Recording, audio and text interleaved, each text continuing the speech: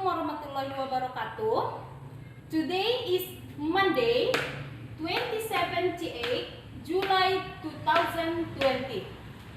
Materi kita hari ini adalah pembelajaran 5 dan pembelajaran 6. Di pembelajaran ini kita akan membahas tentang suku Bali. Suku Bali ini mendiami Pulau Bali. Penduduknya mayoritas memeluk agama Hindu. Pulau Bali merupakan salah satu tujuan utama para wisatawan atau mancanegara, sehingga Pulau Bali ini dijuluki sebagai Pulau Dewata dan Pulau Seribu Pura. Nah, oleh karena itu, sebagian masyarakat Bali hidup di sektor pariwisata dan sebagian merupakan petani dan juga perikanan. Nah, di suku Bali ini mempunyai bahasa, yaitu bahasa Bali yang mempunyai 3 tingkatan anak-anak. Yang pertama adalah bahasa Bali Alus, yang kedua adalah Madya, dan yang ketiga adalah Bali Kasar. Bahasa Bali Alus ini biasanya digunakan contohnya para pertemuan resmi di tingkat desa adat, meminang wanita, dan juga berbicara kepada orang yang berposisi tertentu. Sedangkan bahasa Madya digunakan pada masyarakat menengah, biasanya ketika kita berbicara kepada orang tua dan juga guru. Sedangkan yang terakhir adalah Bali Kasar. Bahasa Bali Kasar ini biasanya digunakan kepada sesama teman.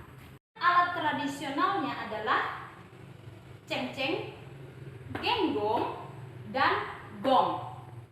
Sedangkan tari tradisionalnya adalah tari kecak yang sudah kita pelajari pada pembelajaran keempat. Di sana ada gambarnya anak-anak. Kamu silahkan lihat kembali ya. Yang kedua adalah tari pendek. Dan yang ketiga adalah tari barong. Sedangkan pakaian tradisionalnya adalah khas simbolik dan ornamen. Biasanya pakaiannya ini dipakai pada saat upacara adat dan dipakai berdasarkan jenis kelaminnya dan juga umurnya anak-anak. Sedangkan senjata tradisional adalah keris. Upacara adatnya adalah ngaben. Ngaben ini merupakan upacara pembakaran mayat.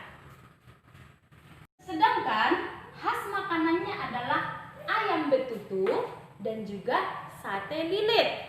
Sedangkan buah yang terkenal dari sana anak-anak, jeruk Bali dan salak Bali. Merasa buahnya ini kamu kenal ya anak-anak dan sudah pernah dimakan. Nah, selain dari keragaman ini, Indonesia juga memiliki keragaman di bidang agama. Yang pertama adalah Islam, terus Kristen, Katolik, dan Buddha, terus Hindu, lagi Konghucu. Nah, selain dari agama itu, bangsa Indonesia juga memiliki keragaman di bidang sosial dan juga di bidang ekonomi. Nah, dengan keragaman inilah Indonesia menjadi indah. Ada pertanyaan ini. Kenapa kita diciptakan secara berbeda-beda atau beragam-ragam? Ya, jawabannya adalah agar kita saling mengenal. Saling mengenalnya itu dalam bidang bahasa daerah, pakaian adat, rumah adat, makanan tradisional, permainan tradisional, dan juga rumah adatnya, dan lain-lain.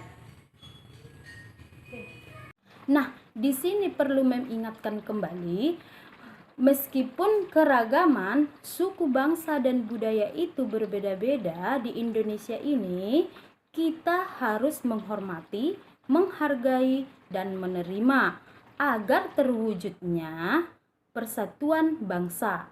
Yang kedua, terciptanya keutuhan hidup bermasyarakat. Yang ketiga, terciptanya rasa tentram, aman, dan nyaman di masyarakat.